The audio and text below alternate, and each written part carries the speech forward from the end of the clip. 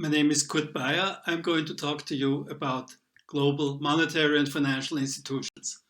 Let us start with three quotes.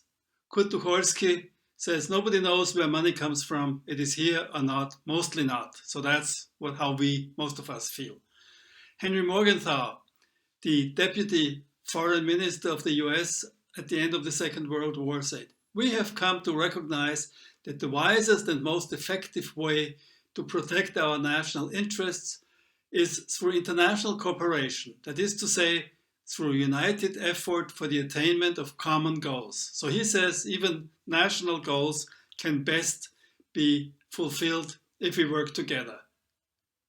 In contrast, Donald Trump, in his inaugural address 2017, he says we must protect our borders from the ravages of other countries, making our products, stealing our companies, and destroying our jobs. Protection will lead to great prosperity and strength. Of course, he means for the US. Now, that's obviously the contrast to Morgenthau, and that's the world we live in now. We have to realize, and that these quotes show it, that global monetary institutions are at any time a reflection, an instrument of context, history, ideology, and circumstances. So they change with the times. Now, let's talk about what the official purpose of global monetary institutions is. And that's what everybody recognizes, nearly everybody. A, facilitate foreign trade and financial transactions across borders when different currencies are involved. So that is very important. If we only had one currency in the whole world, if we didn't have any borders, we wouldn't need global monetary institutions. But we have different currencies.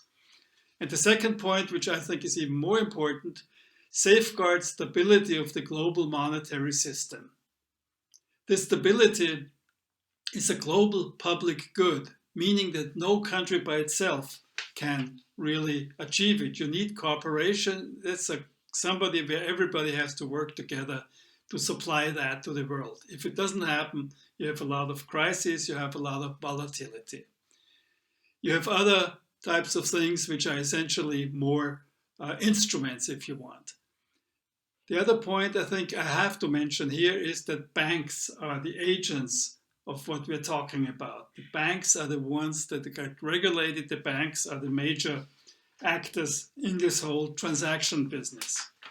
And so that's what we have to fix on. And of course, the previous financial crisis was essentially a banking crisis. Now, just as a very brief background, we have different currency systems. You have either fixed exchange rates within the euro. All the exchange rates of all the member countries of the Eurozone are fixed. They cannot be changed. The value of a German thing, everybody has a euro now. And when in 1999, the Eurozone was devised, all the countries that have become members of the Eurozone had their currencies at a fixed rate converted into euros. 1 euro at that time was worth 13.7 Austrian shillings. Okay, you have pegged exchange rates. That's the system that essentially happened after the Second World War until 1971. You had essentially floating exchange rates or fixed exchange rate, but they could be changed. The relations could be changed when the imbalances were too large. And the present system is floating exchange rates. The dollar vis-a-vis the euro, the dollar vis-a-vis the yen, the dollar vis-a-vis the renminbi, the Chinese currency, the dollar vis-a-vis the euro, they float according to financial market conditions. Now, of course, all these systems have advantages and disadvantages, and the real question is the current currency system, which also determines then the institutions. And that says, depends on whose interests essentially prevail. Now, in order to shield themselves against currency crisis, countries or currency zones have different instruments.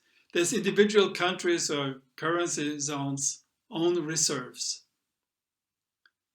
It was $2 trillion in 2000, 13 trillion. So it's increased a lot because people were afraid of volatility. Then countries can enter into bilateral swap arrangements. They can swap their currencies. For instance, if since many foreign trade transactions are accounted for in dollars, the dollar, the Federal Reserve Bank in the United States has a lot of bilateral swap arrangements with countries in case they run out of dollars to pay for their imports. Then under these contracts, the US will supply dollars to these other countries. And then you have regional financing arrangement. Of course, you have the European Stability Mechanism, where essentially countries in trouble within the Eurozone can get some money. You have Chiang Mai Initiative. You have the Contingent Reserve Arrangement by Brazil, China, India, Russia, and South Africa. And you have a few other ones where you have regions trying to help each other out. And then you have essentially the IMF. It can lend to help countries overcome balance of payments problems, crises. It can provide credit lines on a precautionary basis and so on. Now, let's come to what the major global institutions are. I go over this very quickly. It's essentially the Bank for International Settlements. That's the standard setter for the standards of how banks should be run. Very important. And also they create data. We know how much money flows from one country to the other and so on. You have the International Monetary Fund. I think this is the most important one. It's the short-term lender of last resort. It only extends short-term loans against conditions. I come to that a little bit later. And then you have, I think you should also count into these things, the multilateral development banks, mainly the World Bank Group. And then you have regional development banks, the EBRD, the Asian Infrastructure Development Bank, New Development Bank, and so on and so on. There's lots of them. And they essentially extend long-term loans either to countries, poor countries mainly, or to firms in these countries. And then you have a few political institutions, the G7, the G20. They give political directions. Very recently, the G20 has agreed among its members to essentially give debt relief to many of the developing countries. I'm not really going to talk about the BIS. Everybody can look at the thing because that's a very technocratic and important thing, but not really thing. More important is the International Monetary Fund. It was founded in 1944 in Bretton Woods, and Morgenthau's quote refers to that. Essentially, it has 186 member countries.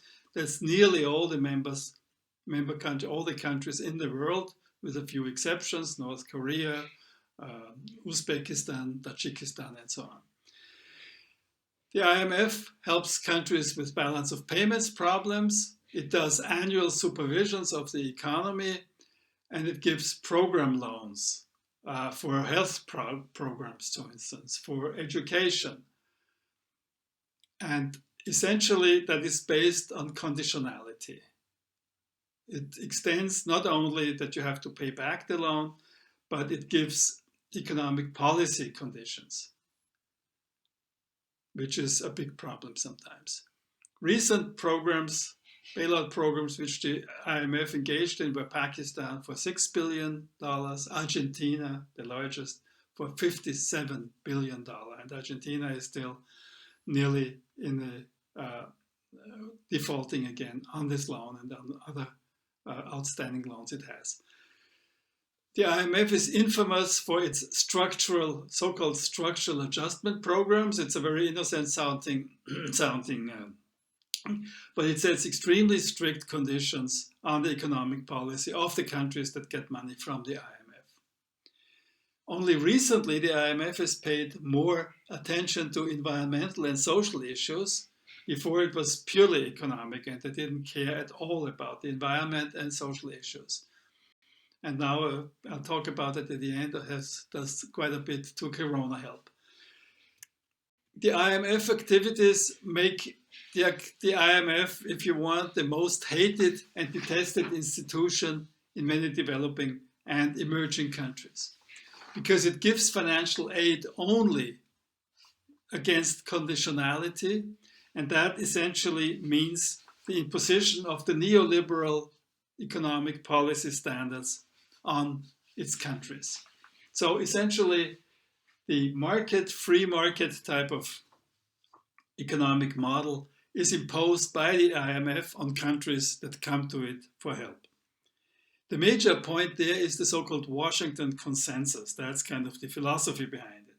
And that says you have to liberalize your markets, your commodity markets, your labor markets, your capital markets. You have to privatize government-owned firms.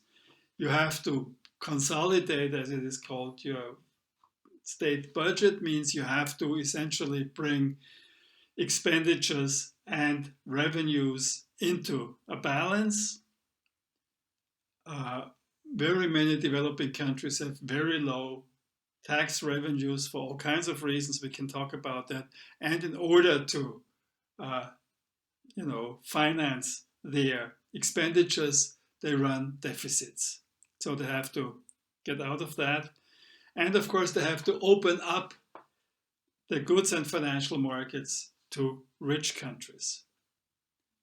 The IMF has an infamous role as part of the Crises Troika, which has, I think, really brought its effects very closely home, even to European countries. More recently, the IMF, and that's to its positive side, has become more environmental and distribution conscious, at least in the research department. It doesn't really extend yet, if you want, to its programs, but it will. I think there's some positive ways. Then you have the development banks. You have as the major one, the World Bank Group. Again, it has 189 members, and these development banks extend long-term loans to its member countries. The World Bank, also the regional development banks, they support governments. They give loans to governments at low interest rates and at long duration for education programs, for health programs, for also changing their whole government and governance structures and stuff like that. But they also have private sector arms, and so they finance the setting up of businesses, the enlargement of businesses, also foreign businesses coming into these countries and setting up business. So they essentially are, in the longer term thing, they are not as strict as the IMF on the term of macroeconomic policy, but in general, countries will only obtain World Bank loans if they have an IMF program, if they adhere to the IMF imposed targets, but maybe not as strictly as you need for an IMF thing. But again, it's important to know IMF deals with short-term balance of payment problems. The development banks deal with the large long-term programs. Now, many countries and many firms in these countries could not, from private banks, get loans. So that's where essentially development banks come in. And they also, especially if they can get loans from private banks, they normally are managing to obtain only very short-term loans. And of course, if you build a road, if you build a railroad, if you build a harbor installation, this is a long-term infrastructure loans. You need a long-term loan to pay this back because, of course, it's always supposed to be that from the proceeds of these loans, the interests and the loan can be paid back. Now, there's also, as I say, private sector partnerships. The IFC is the sub-World Bank Group institution that does private sector. There's a lot of governance issues which the development banks deal with. They want firms in these countries to essentially have accounting standards, governance standards, which conform to the left, to the West's kind of imposition. Now, I try to say that, and that's where the critique starts, that global monetary and financial institutions and the way they act have always to do with the dominant economic model of the powerful countries in the world. And that means essentially the West. These institutions were mainly, the major institutions, set up by the winners of the Second World War. And if you look at how the decision-making goes on in the IMF, in the World Bank, you'll see that the voting shares that depend on how much capital had been paid in are heavily out of proportion for the capitalist Western, if you want, neoliberal countries. The US, in both the institution, has a blocking minority, more than 17% essentially, and with that they can veto every important decision in these institutions. The European Union members have actually a larger share, they have more than 20% share, but they can't really normally get their act together and vote the same on the loans because they have country by country very different things. So anyway, the neoliberal growth model with the emphasis on public debt reduction and liberalization of market is essentially what the existing global monetary institution tried to expand into the whole world. They do not really take account of the fact that all the Western models, the Western growth model has changed a lot in the last 30 years by the financial sector to essentially evolve from being a servant to the real economy to being a dominator of the real economies. Many countries and these institutions push the interests of financial market actors. And this is very often at the expense of the real economy. Very often these are technocratic elite projects. There is no inclusion of civil society. Many of these global financial institutions, and there's hundreds of them, but there's about a good dozen and a little bit more of powerful ones that span the whole world, they don't cooperate with each other. Very often, especially in the development banks, each of them tries to extend its market share, tries to get the easiest, the sexiest, the most attractive projects. They don't really engage in a division of labor, even though they shouldn't. These institutions are still mainly geared towards economic objectives, growth and low inflation. A green agenda is not really there. A social inclusion agenda is not really there.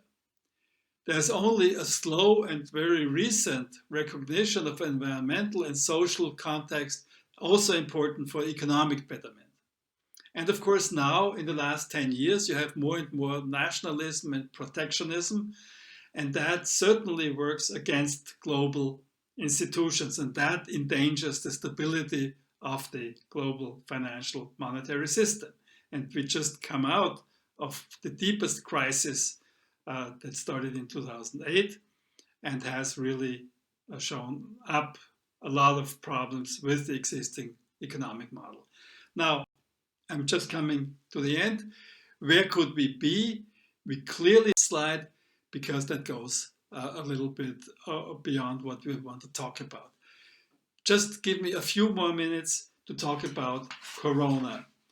it seems that the corona crisis now, after the financial crisis of 2008 and following years, which was really bringing the economic and social system of the world to the brink of real collapse, and it has been overcome, more or less, at very, very large social costs and, of course, environmental costs.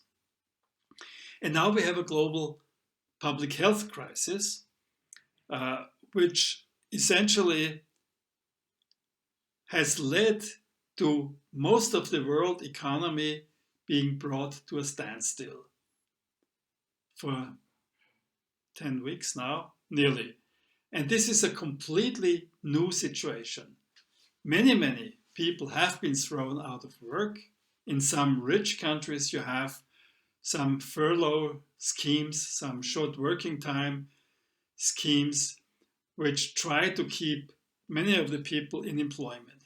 But you also have, and that is at least as important, many, many enterprises, businesses, which have gone out of business, which could not survive this time of no revenue, of no business. You also have, what is very important, an interruption of global supply chains, global value chains. We know, for instance, that Volkswagen, to produce and finish one Volkswagen model in Germany, has about 1,000 individual suppliers who supply components to Volkswagen in Wolfsburg in Germany, or in some of the other factories which they have all over the world. And many of these suppliers are all over the world. They're from China, from Vietnam, from Brazil, from Mexico, from, I don't know, Russia to some extent also, from, of course, within Europe, and so on. And so many of these supply chains have been interrupted. So you have the world economy as a standstill, and we know now, already after these 3 months, that the world economy will not be the same as it was before. Now, there's a lot of vested interests in businesses who would like nothing better than going back to where they were before, because they profited from it. But we saw already at the latest since the financial crisis that the social disruptions, that in many also rich countries, you have up to 20% of the population being in poverty or threatened by poverty. That children in some of the richest countries cannot get enough food at home. They need the schools. When the schools stopped, they couldn't eat. You saw the long, long lines of cars lining up in front of soup kitchens to get basic foodstuffs in the richest country in the world. So there were a lot of signs already that maybe this neoliberal capitalist model had come to an end. And now, of course, to come back to our topic here, many of these institutions now come to the aid of countries and firms.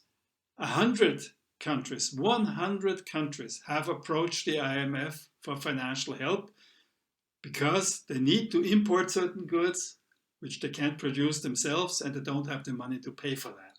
They can't get any loans. As many countries have come to the World Bank and to the Regional Development Bank. So these global monetary institutions, they will, to some extent, engage with these countries, try to help them.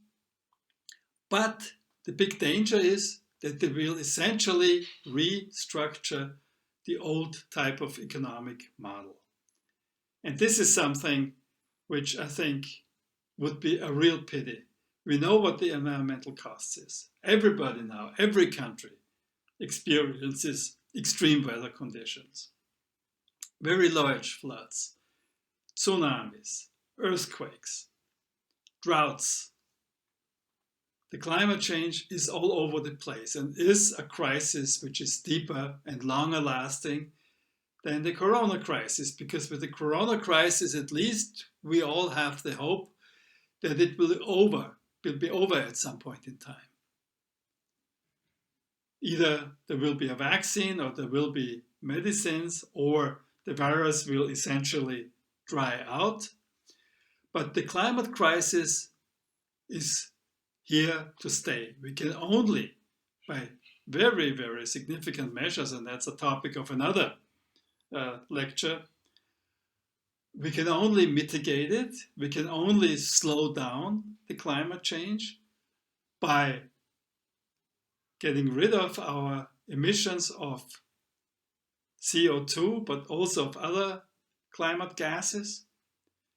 But that is a big, big endeavor. And the problem is, while we had popular acceptance of many of the measures which were taken during the corona crisis, especially the standstill of the economy, with millions of unemployed, with millions of businesses failing, the climate crisis is a creeping one, a slow one.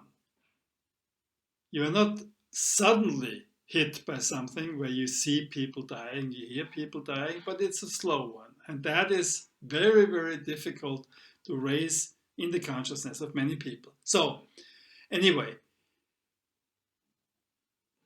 the global financial institutions are going to help countries in need, but they don't change economic and social policy direction.